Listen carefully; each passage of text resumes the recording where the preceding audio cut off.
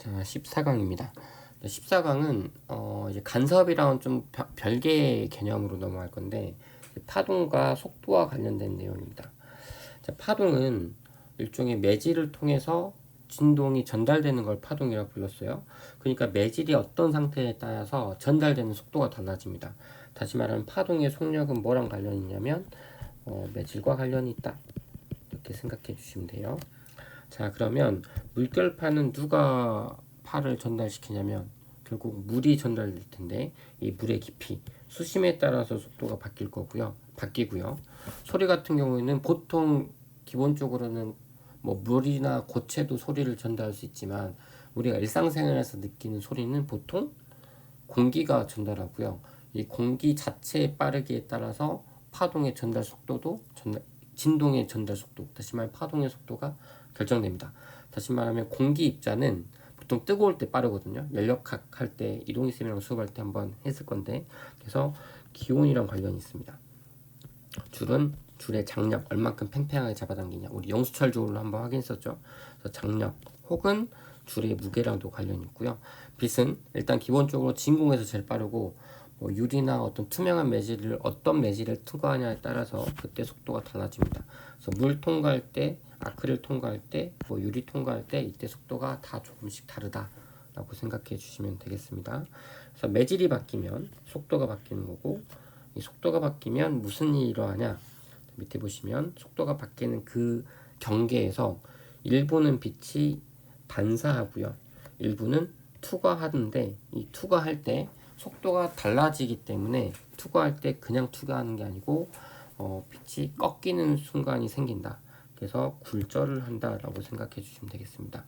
그래서 항상 그 매질이 바뀌는 그 경계에서 일부는 반사, 일부는 굴절이 일어난다. 물론 만약에 빛을 이렇게 쏴고 팔을 이렇게 쐈을 때는 일부 반사하고 일부는 그냥 들어가요. 근데 이건 겉으로 보기에는 굴절하게 보이진 않습니다. 근데 빛이 이렇게 비스듬하게 쏟아보면 어떤 일이 생기냐면, 이렇게 둘이 같이 손잡고 왔는데, 지금 1번, 2번이라고 하면 1번은 이제 물속에 들어가면서 느려져야 되는데 2번은 아직 여기까지는 좀 더 빠른 상황이죠. 그러니까 둘이 손잡고 가는데 한 놈은 늘어졌는데 한 놈은 아직 빠른 상황이니까 그때 이제 꺾이게 되면서 이렇게 굴절하게 됩니다. 그래서 수직할 때는 빛이 굴절하는 것처럼 안 보이지만 조금이라도 각도가 있다면 이 각도에 대해서 항상 꺾인다 라고 생각해 주시면 되겠어요. 그래서 우리는 직접 이거를 레이저를 쏴서 입사각과 반사각 그리고 굴절각에 대해서도 확인했습니다. 각도 측정할 때는 항상 법선을 기준으로 돼야 됩니다. 이 빛이 도달하는 이 매질과 매질 사이의 경계의 면에 수직한 선을 법선이라고 불렀고요. 이렇게 레이저를 쐈을 때 일부는 이렇게 반사를 할 거고요. 반사를 이렇게 한다고 할까요? 이렇게 하고, 일부는 굴절해서 이렇게 들어갈 텐데 그때 여기가 입사각, 그리고 여기가 반사각, 입사, 그리고 여기가 굴절각이다, 이렇게 생각해 주시면 되겠습니다. 그리고 우리는 실제 실험을 하다 보니까 여기서 수업을 거의 일주일 내내 했던 것 같은데, 그래서 실제로 한번 해보면 이런 상황이 펼쳐졌었죠. 공기 중에서 쏴서 저기 아크릴 안으로 빛이 들어가는, 굴절해 나가는 걸 보면 입사각이 보통 더 크고요. 입사각이 굴절각보다 컸습니다. 다시 말하면 빠른 데에서 느린 데로 진행을 하다 보면 입사각에 비해서 굴절각이 작아지는 이런 상황이 펼쳐지고요. 반대로 입사각에서 아크릴 쪽으로 빛을 쏴서 공기 중으로 빠져나가는 거 보면 느린 데서 빛이 나가서 빠른 곳으로 빛이 투과하다 보면 그때는 입사각에 비해서 굴절각이 훨씬 더 큰 상황이 펼쳐집니다. 자, 그래서 이때 입사각을 조금 잘 조절하면, 지금 여기서는 보라색으로 표현했는데 입사각을 조절해서 조금 잘 조절하면 그때 굴절각이 90도가 되는 순간도 만들 수 있습니다. 이 90도가 됐다는 건 굴절각이 90도가 됐다는 그 이상은 없다는 소리니까, 여기서 조금만 더 내리면 그때는 얘네들이 다 올라가겠죠. 근데 잘 생각해 보시면 공기 중으로 빛이 빠져나오지 않고 다시 아크릴로 나왔다는 건 결국 반사했다는 소리잖아요. 그래서 그때는 굴절 없이 모두 다 반사하기 때문에 전반사라고 부르고요. 그러면 여기가 90도가 되는 이 90도가 되는 그 경계, 이때의 입사각을 우리는 뭐라고 부르냐면 임계각 이렇게 부릅니다. 임계각이란 다른 말로 하면 굴절각이 90도가 될 때의 입사각이라고 생각하시면 되고, 이 임계각보다 크면 그때 전반사가 일어난다. 그래서 입사각이 임계각보다 크면 그때 전반사가 일어난다. 이렇게 생각해 주시면 되겠습니다. 자, 그리고 스넬의 법칙이라는 게 있었습니다. 자, 우리가 실제 이거를 엑셀로 구글 시트로 해서 직접 여러분의 데이터를 다 모았고 그 6조의 데이터를 다 평균 내서 우리가 이 각도가 뭐랑 관련이 있는지 따져봤는데, 결국 굴절을 왜 하냐? 그거는 속도가 달라졌기 때문에 결국 속도비와 관련된 걸 찾아보니, 그때 가장 속도비는 근데 하나가 공기, 하나가 뭐 아크릴 혹은 유리 뭐 혹은 물 이렇게 했을 때 공기에서 속도 일정할 거고 아크릴의 속도 일정하니까 결국 속도비는 일정이에요. 얘를 몇 도로 쐈든 상관없이, 각도를 어떻게 쐈든 상관없이 공기에서의 속도랑 아크릴의 속도는 어차피 정해진 값이 있을 거니까 그 비율은 항상 일정합니다. 일정. 그런데 우리가 사인 비율도 따져봤고 코사인 비율도 따져보고 탄젠트 비율도 따져보고 두 각도를 빼보기도 해보고 했는데, 그때 항상 일정한 값을 유지하는 데이터는 사인 값의 비였습니다. 그래서 이거를 수식으로 정리했더니 나온 값이 요거였어요. 우린 이거를 스넬의 법칙이라고 불렀습니다. 법칙 이렇게 불렀습니다. 아까 이 설명 잘 조금 안 하고 넘어간 것 같은데, 매질에 들어가면 속도가 느려져요. 그래서 그 속도가 느려지는 비율을 n이라고 표현하고요. n이라고. 그러면 다시 이거를 정리하면은 뭐 이렇게도 쓸 수 있겠죠. 결국 속도가 얼만큼 변했는데 n이 크면 클수록 속도가 많이 느려진 겁니다. 보통 n은 항상 모든 매질은 1보다 큽니다. 왜냐하면 속도는 진공에서 제일 빠르니까, 결국 어떤 매질에 들어가면 그 속도는 c보다 작아야 돼요. c가 진공에서의 빛속도예요. 진공에서 빛속도. 그러다 보니까 n은 항상 1보다 커야만 v값이 c보다 작은 값이 되겠죠. 그래서 n이 크면 속도가 많이 변한 거고요. 속도가 많이 변하면 그만큼 많이 꺾일 거니까, 많이 꺾인다는 건 굴절이 많이 된다는 겁니다. 그래서 우리는 그거를 굴절률이 크다라고 말할 거고요. 그래서 우리는 이 n을 굴절률 이렇게 정의를 내려요.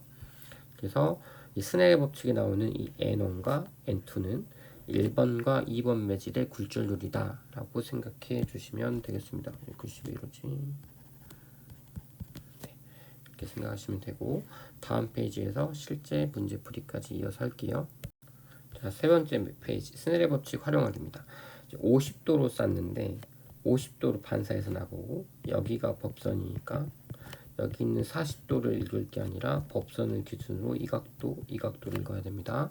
그때 굴절각은 30도다 라는 거 확인할 수 있어요. 그럼 반사 굴절 언제 어디서 일어나요? 두 매질이 만나는 지점, 속도가 변하는 지점에서 반사와 굴절이 이루어진다.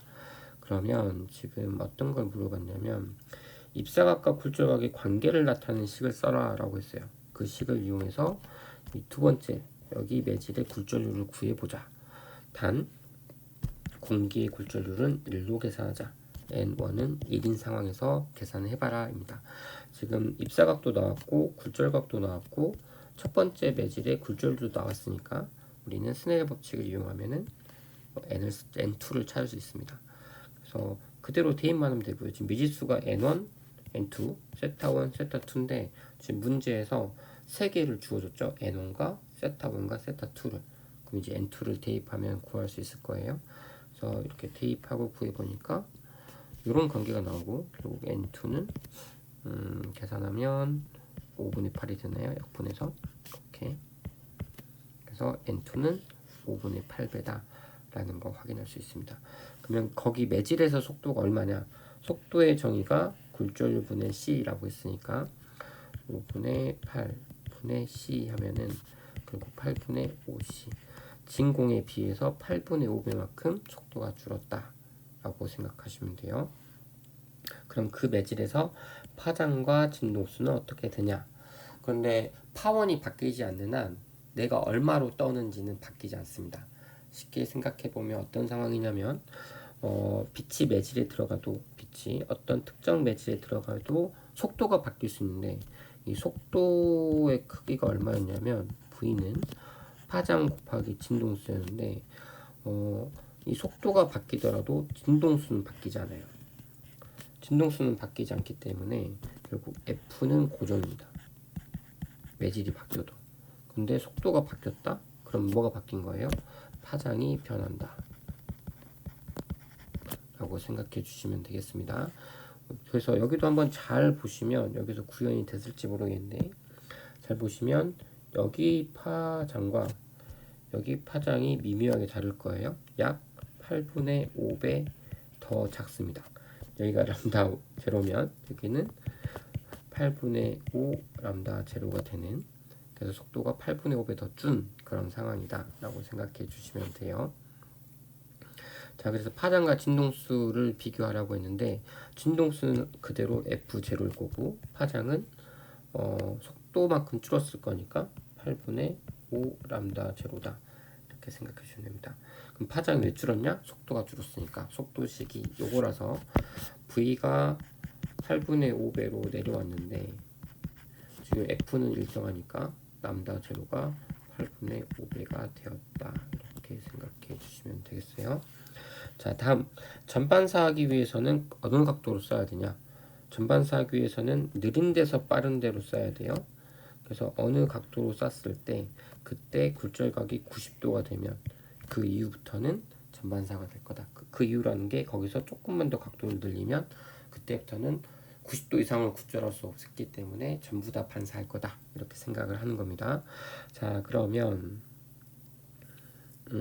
이때 인계각 한번 구해봅시다. 이때 똑같이 스넬의 법칙 그대로 이용할 거예요. 왜냐하면 인계각까지는 굴절의 식을 쓸 수 있으니까 그때까지 굴절각을 90도로 보는 거니까요. 그러면 n1 sin 세타 1은 n2 sin 세타 2 이렇게 생각하면 됩니다. 항상 우리가 n1 여기 n2 이렇게 했으니까 보통은 n1이 입사하는 쪽, n2가 반사 굴절하는 쪽이긴 한데 아까 우리가 최초에 공계를 n1 저기 매질을 n2라고 했기 때문에 저희는 그냥 똑같이 공기를 n1 매질을 n2라고 놓고 각각 대입을 해볼게요. 그러면 공기 굴절률은 1이고 공기로 투과한 빛의 굴절감은 90도죠. 그러니까 사인 90도 n. 자, 그리고 아까 우리가 앞에서 구할 때 n2도 구했습니다. n2가 5분의 8이었어요. 그리고 사인, 그리고 몇 도로 써야 되는지 모르죠. 90도가 되기 위해서 그 값을 인계각 세타 C라고 하겠습니다. 자, 그럼 사인 90도는 1이니까 결국 계산하면 사인 세타 C 값이 8분의 5일 때 이 값일 때 전반사가 되기 시작하는 그 시점이다 라는 거 확인할 수 있습니다. 8분의 5는 우리가 특수각에서 구해지는 값이 아니니까 세타 C를 몇 도다 라고 말하기는 애매하지만 사인 값은 8분의 5다라는 건 정확히 얘기할 수 있는 상황입니다. 자, 이렇게 스넬의 법칙을 활용한 문제풀이도 꼭 익혀두시기 바랍니다.